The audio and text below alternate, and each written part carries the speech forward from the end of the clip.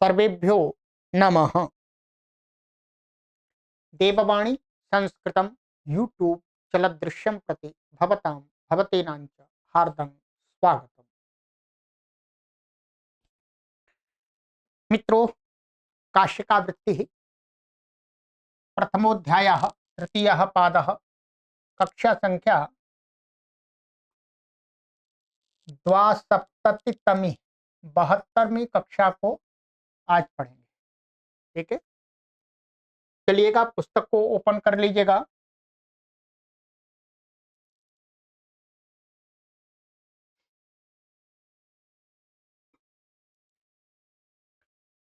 गत कक्षा में मैंने आपको कुछ सूत्र पढ़ाए थे।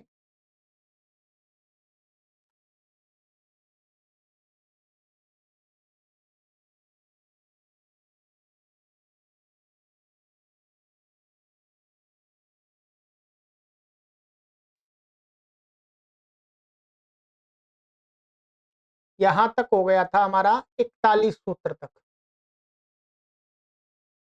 ठीक है, 41वें सूत्र तक ये हो गया था। चलिए आगे सूत्र है हमारा प्रोपाभ्याम समर्थाभ्याम। ठीक है, इन सूत्रों की जो काशिका वृत्ति को पढ़ने से पहले एक बार अष्टाध्यायी भाष्य प्रथमा वृत्ति में इन सूत्रों के अर्थ उदाहरणों को अवश्य देख लिया करें, तो आपको अच्छी प्रकार से सरलता से पूरी तरह से समझ में आ जाएंगे। प्र उप इत्येताभ्याम उपसर्गाभ्याम परस्मात् क्रमतेरात्मनेपदं भवति। तौ चेत् प्रोपौ समर्थौ तुल्यार्थौ भवतः। कह रहे हैं कि प्र और उप ये दो उपसर्ग पूर्वक माने इनके इनसे पूर्वक क्रम धातु यदि प्रयोग होगी तो उसको आत्मनेपद हो जाए, परंतु एक शर्त रख दी कि तौ चेत, तौ माने वे दोनों उपसर्ग प्रोपौ प्र और उप समर्थौ माने समर्थ, समर्थ का अर्थ है तुल्यार्थौ भवतः, अर्थात तुल्य अर्थ वाले होने चाहिए, दोनों का एक ही अर्थ होना चाहिए। उपसर्गों के कई अर्थ होते हैं, एक एक उपसर्ग के अनेक अर्थ होते हैं। तो यहां पर ये कहा कि प्र और उप का उनके अनेक अर्थों में से कोई एक अर्थ ऐसा ढूंढना है जिस अर्थ में प्र का भी प्रयोग होता हो और उप का भी प्रयोग होता हो। तो उस अर्थ के वाचक प्र और उप पूर्वक क्रम धातु से ही आत्मनेपद होगा। ठीक है, इस लाइन को अच्छी प्रकार से सुन लीजिएगा। ठीक है, क्वचानयोस्तुल्यार्थता, प्रश्न उठाया कि ये बताओ कि इन ये दोनों की तुल्य अर्थता कब होती है, कहां पर है, कौन सा तुल्य अर्थ है। तो कहते हैं आदि कर्मणि। कर्म का अर्थ है क्रिया, माने क्रिया के आदि, माने क्रिया के आदि भाग को बताने के लिए, माने प्रारंभ की क्रिया को बताने के लिए ये दोनों का प्रयोग होता है। अर्थात कहीं कहीं पर उप और प्र जिस धातु के साथ में प्रयोग होते हैं तो उस धात्वर्थ की जो धात्वर्थ क्रिया है उसके आदि क्षण को बताते, तो वो क्या हो गया तुल्यार्थ। तो आदि कर्म को कहने में ही अब क्रम धातु से उप और प्रपूर्वक आत्मनेपद होगा।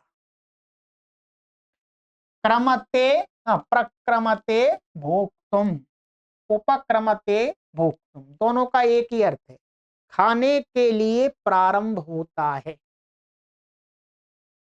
ठीक है, खाना खाना प्रारंभ करता है। तो ये है दोनों का एक ही अर्थ है, ठीक है, प्रा और उप का। समर्थाभ्याम इति किम, तो कह रहे हैं समर्थाभ्याम क्यों पढ़ा, तो पूर्वे द्युः प्रक्रामति गच्छत्यर्थः। पूर्वे द्युः प्रक्रामति का अर्थ है पहले दिन जाता है, अपरे द्युरुपक्रामति और उससे अगले दिन उपक्रामति माने आता है, लिखा है आगे, ठीक है, आगच्छति इत्यर्थ।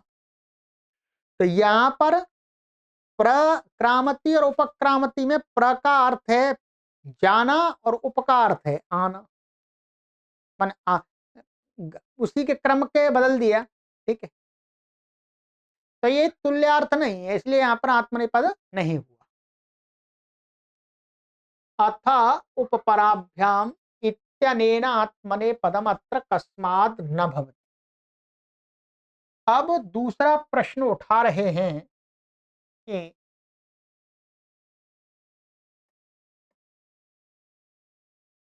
कि उपपराभ्याम ये सूत्र हमने पढ़ाया था, इससे क्यों नहीं आत्मनेपद होता, क्योंकि इसमें भी उप पड़ा हुआ है, परा नहीं है, मानो चलो उप तो है ना, तो उपपराभ्याम इत्य कस्माद् न भवति।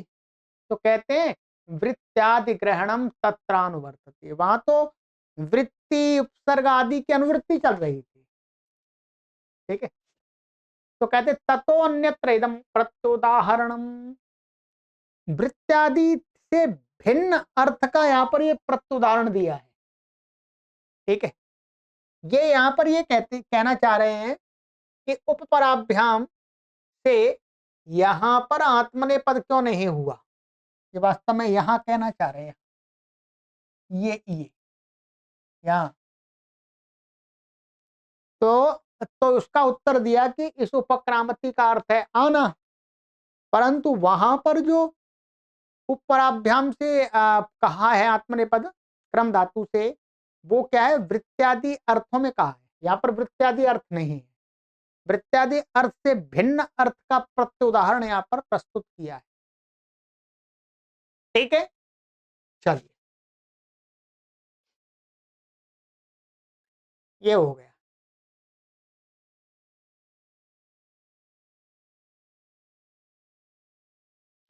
अनुपसर्गाद्वा क्रम इति वर्तते, क्रम की अनुवृत्ति आ रही है, अप्राप्त विभाषेयम, ये क्या है, अप्राप्त विभाषा है, अभी प्राप्त नहीं है आत्मनेपद, ऐसी स्थिति में, जिस स्थिति में ये विधान करने जा रहा है सूत्र। उपसर्ग वियुक्तात् क्रमतेरात्मनेपदम वा भवति, उपसर्ग से रहित जब क्रम धातु होगी, चाहे उसका कोई भी अर्थ, तो उसको विकल्प से आत्मनेपद होता है, ठीक है। जैसे क्रमते क्रामति, तो अब ये क्रम धातु का क्रम उपाद विक्षेप है, तो पैरों को रखना अर्थ में, तो यहाँ पर कोई अर्थ विशेष नहीं है, यहाँ पर कुछ भी जो भी अर्थ इसका प्रकरण के अनुसार निकलेगा वो तो विकल्प से हो गया, उपसर्ग नहीं है, तो इसलिए कैसा है, अप्राप्त विभाषा, ठीक है। अनुपसर्गादिति किम, तो संक्रामति, यहाँ पर संपूर्वक इसलिए नहीं हुआ आत्मनिपद, परस्मय पद रह गया। अपहनवेज्यः शेषात् कर्तरि परस्मै पदे प्राप्ते जानातेरपहन्वे वर्तमानादात्मने पदम भवति। कहते हैं शेषात् कर्तरि परस्मै पद के प्राप्त होने पर ज्ञा धातु से क्या है, अपहन्वे अर्थ में, अपहन्वे का अर्थ है वास्तव में झूठ बोलना, झूठ बोलने अर्थ में वर्तमान होगी, तो इससे आत्मनिपद हो जाता है। अपहनवोपहनुतिरपलापः, अपहनव का अर्थ है अपहनुति ही, और अपहनुति ही का अर्थ है अपलाप, अपलाप माने झूठ बोलना। सोपसर्गश्चायमपहनवे वर्तते न केवल, यहाँ पर ये भी विशेष बात बता रहे हैं कि ये जो ज्या धातु है, ये अपहनवे अर्थ में, अपलाप अर्थ में, झूठ बोलने के अर्थ में अकेली का प्रयोग नहीं होता है, उपसर्ग पूर्वक ही प्रयोग होता है। अप उपसर्ग पूर्वक जब ज्या धातु का प्रयोग करते हैं तो उसका अर्थ निकलता है अपहनव, माने अपलाप, झूठ। तो क्या सोपसर्गश्चायम अपहनवे वर्तते, उपसर्ग सहित ही, उपसर्ग शब्द से यहाँ पर अप उपसर्ग को कोई कहना चाह रहे हैं, न केवल अकेली का नहीं प्रयोग है। शतम अपजानीते, 100 रुपए का झूठ बोलता है।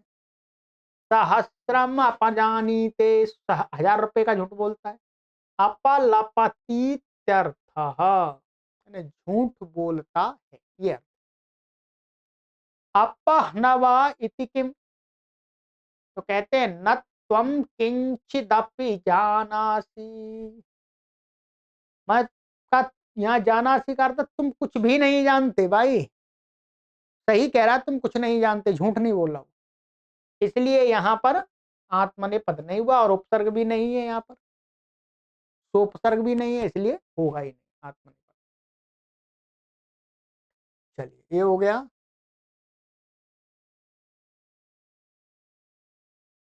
अकर्मकाच अकर्तृभिप्रायार्थमिदम, तो जब क्रिया का फल कर्ता को ना मिले तब के लिए ये सूत्र है, ठीक है।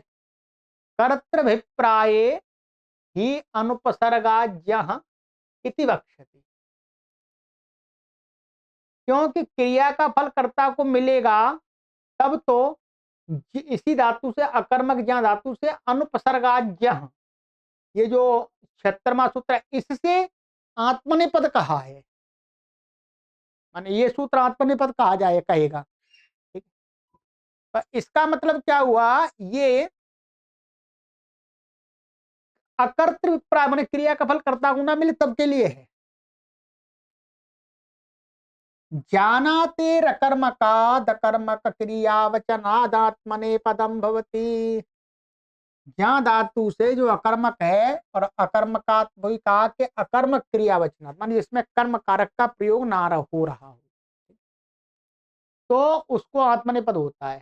सर्पिशो जानीते, मधुनो जानीते,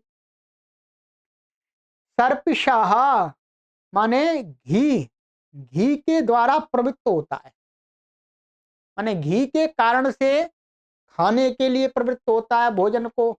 अच्छा रोटी चुपड़ी चुपड़ी घी लगी है, क्या हलवा आदि है। मधुनो जानीते माने शहद के द्वारा किसी भोजन, इसमें शहद है इसलिए प्रवृत्त होता है, जानाते तो जानीते। अब यहाँ पर कहते हैं कि ये क्या ध्यान रखेंगे, ये अकर्मक है, ये सर्पिशाह और मधुना ये षष्ठी व्यक्ति के रूप है, ठीक है, कर्म तो है नहीं यहाँ पर, ठीक।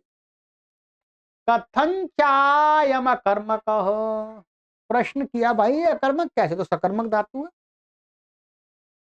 क्योंकि सामान्य रूप से इसका अर्थ ऐसा है, घी को जान करके प्रवृत्त होता है, माने घी को जान करके भाई घी मिलेगा खाऊंगा इसलिए प्रवृत्त होता है, घी को जानता है या शहद को जानता है, तो ये धातु तो सकर्मक बन रही है, तो षष्ठी कैसे हो गई, षष्ठी तो कर्म में कभी कभी हो जाती है, तो अभी बता रहे, कहते नात्र सर्पिरादि जेयत्वेन विवक्षितम, कि ये यहां पर भाई जिन उदाहरणों में ये सर्पी और मधु ये जेयत रूप से, जेयत माने इनको जानता है, इस रूप में इन शब्दों का प्रयोग नहीं हो रहा है, कि वो घी को जानता है, वो मधु को शहद को जानता है, इस रूप में प्रवृत्ति नहीं हो रही है।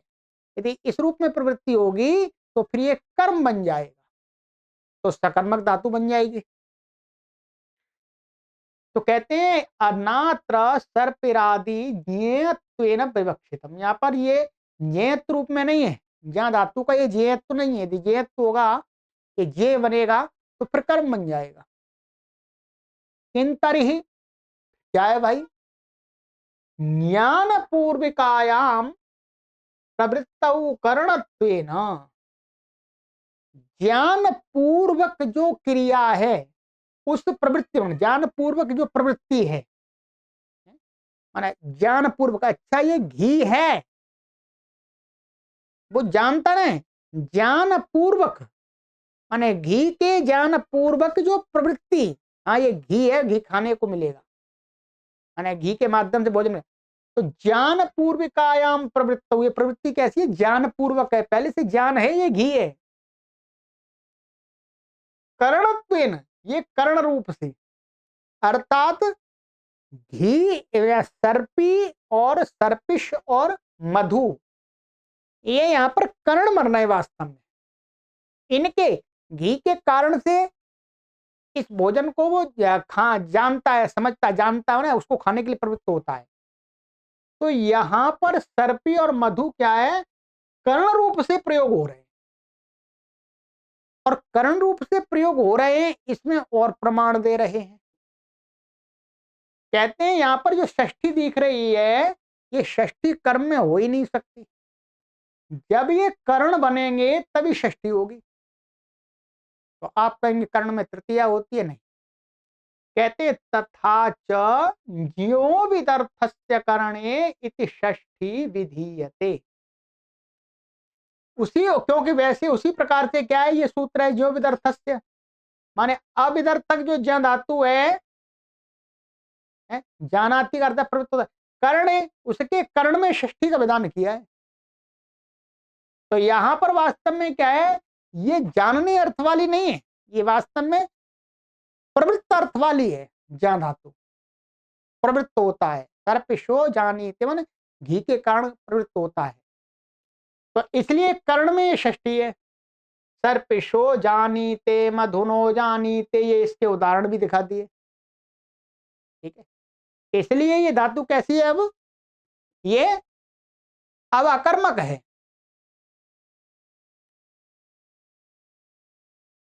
तो कहते हैं सर्पिशा उपाये न प्रवर्तत इत्यर्थः, माने सर्पी माने घी रूपी उपाय से, माने साधन से उसमें प्रवृत्त होता है किसी भोजन खाने आदि के लिए, ठीक है। एक एक शब्द का मैंने अर्थ समझा दिया है, अब कुछ बचना नहीं चाहिए आपको। अकर्मकादिति किम, कर्म अकर्मकात क्यों पड़ा, तो कहते हैं स्वरेण पुत्रम जानाति, कोई व्यक्ति है स्वर से ही अपने पुत्र को पहचान लेता है, ये तो मेरे बेटे की आवाज, अर्थात मेरा बेटा है, पहचानते ना हम अपने जो भी हमारे परिचित लोग होते हैं, वो हमको आंखों से नहीं दिख रहे हो, उनके शब्द हमें सुनाई पड़ रहे हो, पहचान लेता, अरे मेरे बेटे की आवाज, मेरी बेटी की, मेरी पत्नी की, मेरे पति की, मेरे भाई की, मेरी माता की, मेरे पिता की, है मेरे मित्र की, है पहचान लेते। तो यहां पर क्या है, पुत्रम, ये सकर्मक धातु है, इसलिए नहीं हुआ, ठीक है। चलिए ये हो गया आपका, एक एक सूत्र आपको 1-1 लाख रुपए का है, आप किसी के पास जाएंगे तो कुछ समझाएगा नहीं, इसलिए पढ़ लीजिएगा, आनंद ले लीजिएगा, निःशुल्क में इस विद्या को प्राप्त कर लीजिएगा। संप्रतिभ्यामनाध्याने ज्ञा इति वर्तते, ऊपर से ज्ञा की अनुवृत्ति आ रही है, ज्ञा की और ज्या धातु की, सकर्मकार्थमिदम, ये जो सूत्र बनाया जा रहा है, ये सकर्मक ज्ञा धातु से आत्मनेपद करने के लिए, पूर्व में तो अकर्मक था। संप्रतीत्येवं पूर्वात् जानातेरनाध्याने वर्तमानादात्मने पदम भवति, सम और प्रति पूर्वक ज्ञा धातु से अनाध्यान अर्थ में वर्तमान, अनाध्यान अर्थ का वो अनाध्यान अर्थ का अर्थ होता है उत्कंठा पूर्वक स्मरण न होना, आध्यान का अर्थ होता उत्कंठा पूर्वक स्मरण, याद, उत्कंठा माने एक उत्साहित होकर के, है? तो उससे भिन्न अर्थ अनाध्यान हो गया, तो आत्मनेपद होता है, आध्यानम उत्कंठा स्मरणम, आध्यान क्या है, उत्कंठा पूर्वक स्मरण करना है, याद करना है। शतम संजानीते सहस्त्रम संजानीते शतम प्रतिजानीते सहस्त्रम प्रतिजानीते। तो यहां पर क्या है, अनाध्यान अर्थ नहीं है ये, ठीक है। इसका अर्थ है, क्या अर्थ है, 100 मन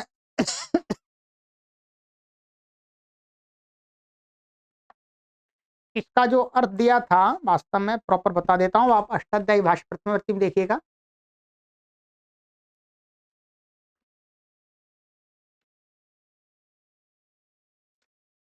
ये वो 100 रुपए की प्रतिज्ञा करता है, ये अर्थ है इसका। संजानीते 100 रुपए की, 1000 रुपए की प्रतिज्ञा करता है, भाई दे दूंगा, ठीक। तो ऐसे ही यहाँ पर अनाध्यानेति किम, मातुः संजानाति पितुः संजानाति उत्कंठत इत्यर्थः। तो मातुः संजानाति का अर्थ है वो माँ उत्कंठा पूर्वक अपनी माँ को याद करता है, पिता को याद करता है, ठीक है। यहां पर ये षष्ठी है, ध्यान रखेंगे, क्या है, षष्ठी। तो षष्ठी इसमें जो होती है अधिगर्थदयेषाम कर्मणि, अधिगर्थदयेषाम कर्मणि से यहां पर इनमें षष्ठी हुई है कर्म में। यहाँ वैसे आपको मैंने बता दिया है एक्स्ट्रा, षष्ठी का आपको तो यहाँ पर समझना नहीं है, ठीक है।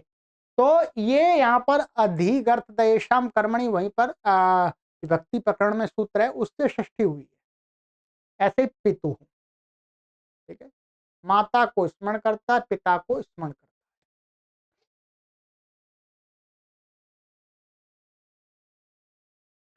है। आइएगा, भाषणोपसंभाषा ज्ञान यत्न विमत्युपमंत्रणेषु वदः। शेषात् कर्तरि परस्मैपदे प्राप्ते भाषणादिषु विशेषणेषु सत्सु वदतेरात्मनेपदम भवति। शेषात् वद धातु है, परस्मैपदी है, शेषात् कर्तरि परस्मैपदम से प्राप्त होने पर, कहते हैं भाषणादि विशेषणों से, जो विशेषणों के होने पर, उन अर्थों में वर्तमान जो वद धातु से तो आत्मनेपद होता है। भाषणम दीप्ति है, भाषणम का दीप्ति, दीप्ति का अर्थ है प्रसिद्ध होना, प्रकट होना। वदते चार्वी लोकायते, तो इसका अर्थ दिया है यहां पर कि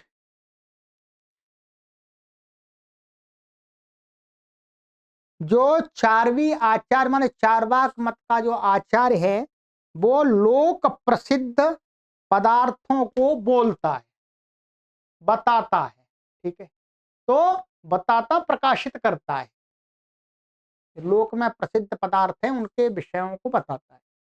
भासमानः दीप्यमानः तत्र पदार्थान व्यक्तीकरोति इत्यर्थः। भासमानः अर्थात दीप्यमानः, ठीक है, तेजस्वी, इसका विशेषण है वास्तव में। भासमाना दीप्यमाना चारवी, अर्थात चारवाक मत का, चारवाक शास्त्रों का जो आचार है वो लोक में प्रसिद्ध होता हुआ, जो लोक प्रसिद्ध पदार्थ हैं उनको व्यक्ति करोति माने उनके, उनका विवरण देता है, ठीक है, ये अर्थ। उपसंभाषोपसांत्वनम, उपसंभाषा क्या है, उपसांत्वनम माने सांत्वना दे।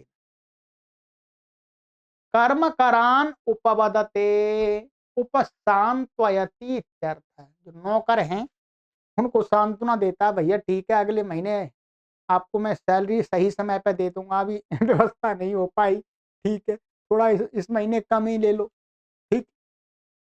ज्ञानम सम्यक अवबोध, ज्ञानम क्या है, अच्छी प्रकार से अवबोध, अवबोध में ज्ञान होना, वदते चार्वी लोकायते जानाति वदितुम इत्यर्थः। वही है, जो चार्वाक मत का आचार्य है वो वदते लोकायते, ठीक है। तो इसका जो अर्थ दिया है इन्होंने कि आचार्य लोकायत शास्त्र के, मन लोकायत शास्त्र है उसमें बोलता है, अर्थात शास्त्र के विषय में अच्छा ज्ञान रखता है। चारवी लोकायत शास्त्र में अच्छा ज्ञान रखता है, ठीक है। लोकायत एक शास्त्र है चारवाक का। जानाति वदितुम इत्यर्थः, वो ये जानता है, बोलने के लिए, बताने के लिए जानता है अच्छा। यत्न उत्साह, इतना का अर्थ उत्साह। क्षेत्रे वदते, यानी खेत में बोलता है। गेहे वदते, घर में बोलता है, माने बोलता माने यत्न करता है, उत्साहित होता है कुछ बताने के लिए, घर में खेत में। तद विषयम उत्साहम आविष्करोति इत्यर्थः। तो ये लिखा हुआ है कि घर के विषय को, माने घर खेत में, खेत के विषय को, खेत की जो चर्चा है उसको बताने के लिए उत्साहित होता है कि भाई इस खेत में इतना धन हो गया, इतना धान्य हो गया, धन तो नहीं धान्य, इतनी फसल हो गई, इतना गेहूं हो गया, चना हो गया, इस बात को बताने के लिए उत्साहित होता है। तो घर की कोई बात है? तो घर के विषय में, घर में बताने के लिए यत्न करता है। विमतिर नानामति, विमति का अर्थ नानामति भिन्न भिन्न विचार। क्षेत्रे विवदन्ते, गेहे विवदन्ते, विमति पतिताः विचित्रम भासन्त इत्यर्थः। तो इसका अर्थ है क्षेत्रे विवदन्ते का अर्थ है खेत में, खेत के विषय को लेकर के विपरीत, माने एक दूसरे के विपरीत बातों को बोलते हैं लोग। एक कुछ कह रहा है उसके बारे में, दूसरा कह रहा है खेत के विषय में, ऐसे घर के विषय में, ठीक है। तो वो है विमति पतिताः, माने भिन्न भिन्न बुद्धियों को प्राप्त, विचारों को प्राप्त जो लोग हैं, विचित्रम भाषन्ते, विचित्रम माने विपरीत बोलते, एक दूसरे के, एक दूसरे के समर्थन नहीं करते। उपमंत्रणम रहस्युपछंदनम, उपमंत्रण का अर्थ है रहस्य, रहस्य माने एकांत में कुछ कहना, ठीक है।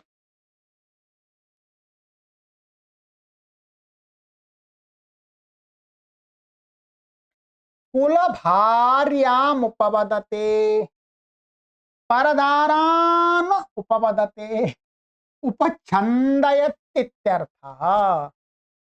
तो यहाँ ये पुराने माने कुल भारिया है, कुल की जो भारिया है, तो उस भारिया को, सुंदर स्त्री को कोई व्यक्ति अकेले में उसको लोभ प्रलोभन देता है कि तू मेरे पास में आ जा, है? है? तो मैं तेरे को ये वस्तुएं प्रदान करूंगा, लोभ देता है। परदारान उपवदते, दूसरी के स्त्रियों को एकांत में मिलकर के उनको बहलाता है, फुसलाता है, अपनी जाल में फंसाता है। तो ये क्या हो गया? उपमंत्रण। एतेष्विति किम, ये सारे अर्थ ना क्यों पढ़े? तो कहते हैं यत किंचित वदति, तो यहाँ पर जो कुछ, जो कुछ यत किंचित कुछ भी कहता है, तो यहाँ पर वदति क्या है? इन अर्थों में वर्तमान नहीं है, इसलिए आत्मनेपद नहीं, ठीक है। अब है आगे वाला सूत्र, व्यक्तवाचाम समुच्चारणे, वद इति वर्तते, वद धातु पर आ रही है, व्यक्तवाचाम समुच्चारणम सवोच्चारणम, तत्र वर्तमानात् वदतिरात्मनेपदम भवति। कहते हैं व्यक्तवाचाम, व्यक्तवाच माने व्यक्तवाणी वाले का समुच्चारण साथ बोलना सहोच्चारण। व्यक्तवाक वाला कौन है? मनुष्य है। तो मनुष्यों का सहोच्चारण माने एक साथ बोलना, उस अर्थ में वर्तमान वद धातु से आत्मनेपद होता है। ननु वद व्यक्तायाम वाची इत्येव पठ्यते तत्र किम व्यक्तवाचाम इति विशेषणेन। अब कह रहे हैं भाई आपने इस सूत्र में व्यक्तवाचाम क्यों पढ़ा? क्योंकि वद धातु तो व्यक्तायाम वाची इस अर्थ में ही पड़ी हुई है। सभी कोई भी कुछ बोल रहा है उसके लिए नहीं है, पशु पक्षियों की आवाज के लिए नहीं है, मनुष्यों की आवाज के लिए है। इत्ते पठ्यते, फिर वहां पर आपने इस सूत्र में तत्र किम व्यक्तवाचाम यहाँ पर इस सूत्र में क्यों पढ़ा? तो कहते हैं प्रसिद्धि उपसंग्रहार्थम एतत्। ये इसलिए पढ़ा, ये बताने के लिए कि जो व्यक्त वाक है वो मनुष्यों की वाणी के लिए ही प्रसिद्ध है। ठीक है, उस बात को ही धातु पाठ में जो पढ़ा है उस बात को ही दृढ़ करने के लिए कि जो वद धातु है, वद धातु जो यह व्यक्तवाच है वो वास्तव में प्रसिद्ध माने मनुष्य की वाणी के लिए ही, इसके लिए पढ़ा है। तो प्रसिद्धि उपसंग्रहार्थम माने जो जिस अर्थ में वो प्रसिद्ध है उसी को ग्रहण कराने की। ठीक है, जो अप्रसिद्ध है उसको उसका ग्रहण ना हो जाए। ठीक, व्यक्तवाच इति ही मनुष्याः प्रसिद्धा, क्योंकि व्यक्तवाणी वाले मनुष्य ही प्रसिद्ध हैं। तेषाम समुच्चारणे यथा स्यात्, उनके ही सह उच्चारण में ये आत्मनेपद होवे। संप्रवदन्ते ब्राह्मणाः संप्रवदन्ते क्षत्रियाः, ब्राह्मण क्षत्रिय साथ साथ बोलते।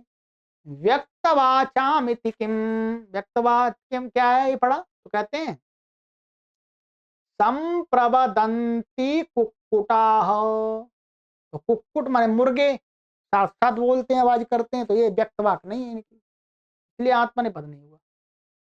समुच्चारण इति किम, तो कहते हैं साथ साथ, तो यहाँ ब्राह्मणो वदति, सउच्चारण है ही नहीं, यहाँ तो अकेला ही एक ही बोल रहा है। क्षत्रियो वदति, तो आत्मनेपद नहीं हुआ। ठीक है, चलिएगा।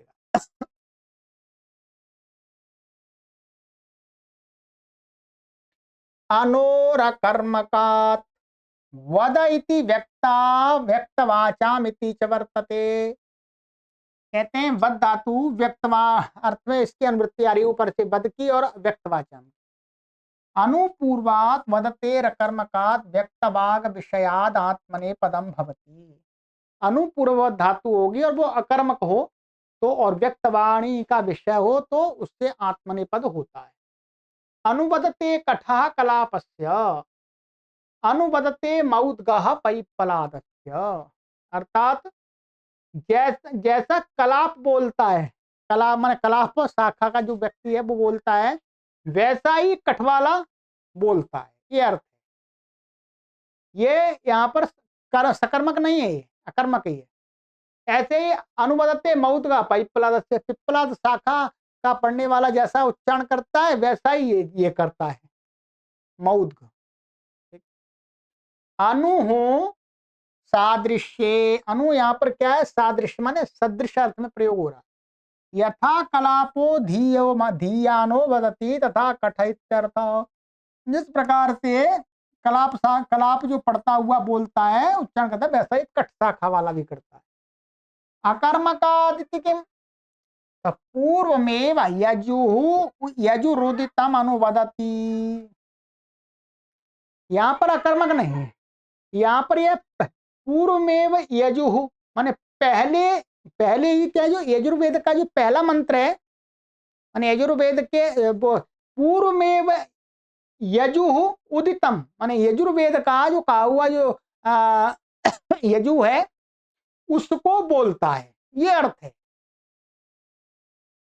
माने यजुर्वेद के पहले मंत्र को बोलता है, ये इसका अर्थ यहाँ पर दिया इन्होंने। के पूर्वमेव यजुरुदितम वदति, पहले कहे गए यजुर मंत्र को बोलता है। यहां पर सकर्मक होने से आत्मनिपद नहीं हुआ। यहां पर क्या है, ये यजुः उदितम, ये कर्म है, द्वितीय का रूप है यजुः, ठीक है, उदितम, तो ये सकर्मक हो गया, आत्मनिपद नहीं हुआ। व्यक्तवाचाम इत्येव, व्यक्तवाणी, तो अनुवदति वीणा, तो अनुवदति वीणा माने वीणा का स्वर अव्यक्त है, ऐसा है, वीणा का स्वर अव्यक्त होता है। तो यहां पर क्या है, व्यक्तवाणी नहीं है वीणा, वीणा तो आवाज है, मनुष्य की तो नहीं है, तो ये हो गया, ठीक है।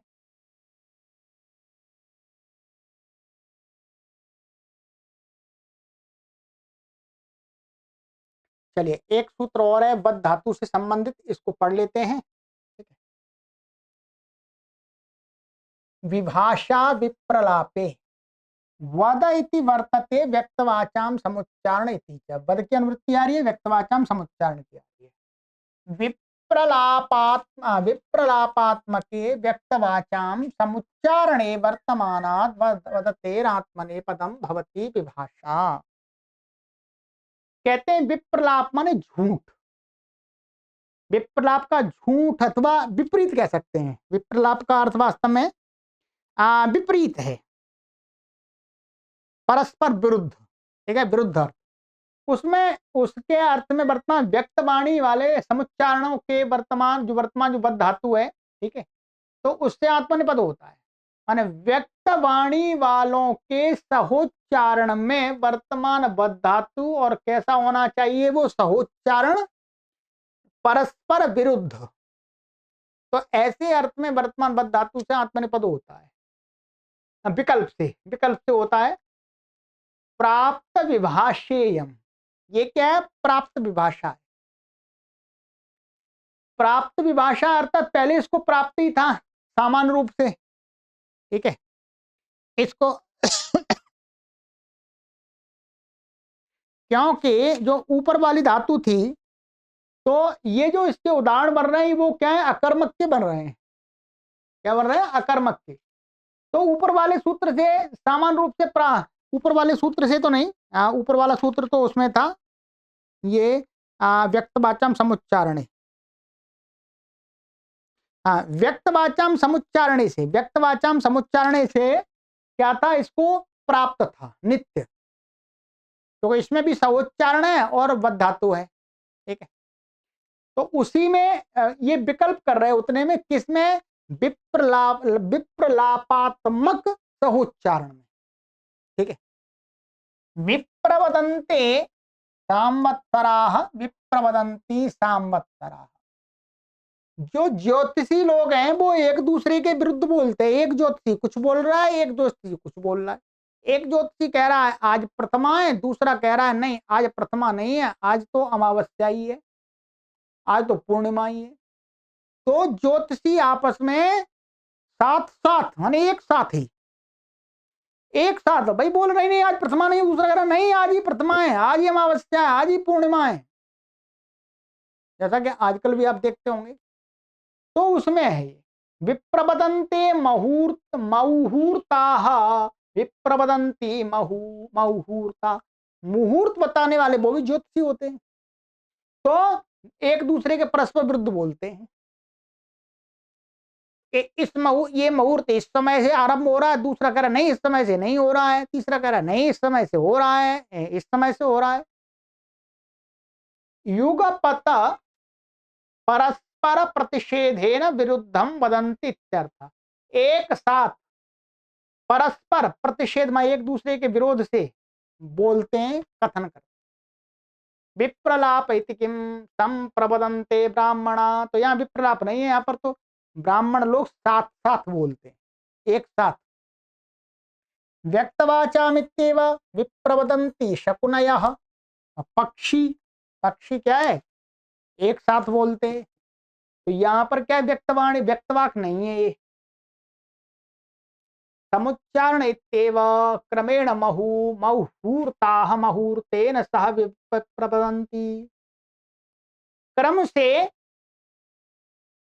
मौहूर्ताः मुहूर्तेन सह विप्रवदन्ति, माने क्रम पूर्वक, क्रम पूर्वक अर्थात इसका जो अर्थ है, जो ज्योतिषी लोग हैं, ठीक है, ज्योतिषी लोग एक दूसरे के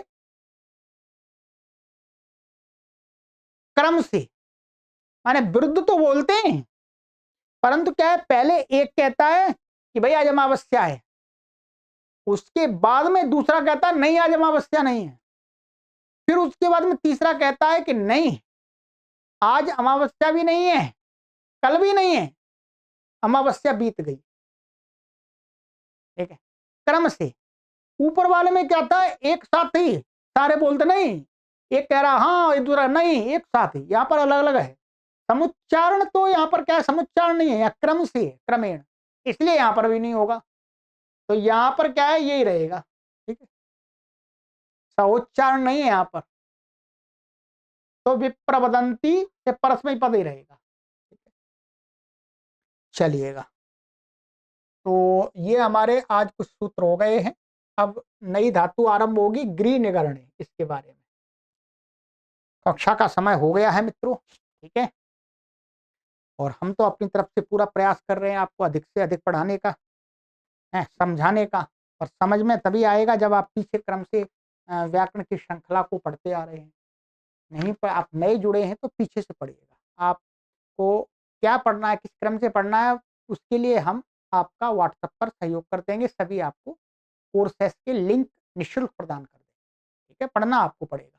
ठीक है, व्याकरण को पढ़ने के लिए कम से कम आप 5 वर्ष देना पड़ेगा, 5 से 6 वर्ष, तब आप विद्वान बन पाएंगे। ये बात समझने के लिए आपने 3 से 4 वर्ष पहले व्याकरण पढ़ लिया है, तब समझ में आएगा। ठीक है, ऐसा नहीं कि आप सीधे थोड़ी सी संस्कृत जानते हैं और कहीं हम व्याकरण पढ़ लेंगे और समझ में आ जाएगा, नहीं। सर्वेभ्यो नमः।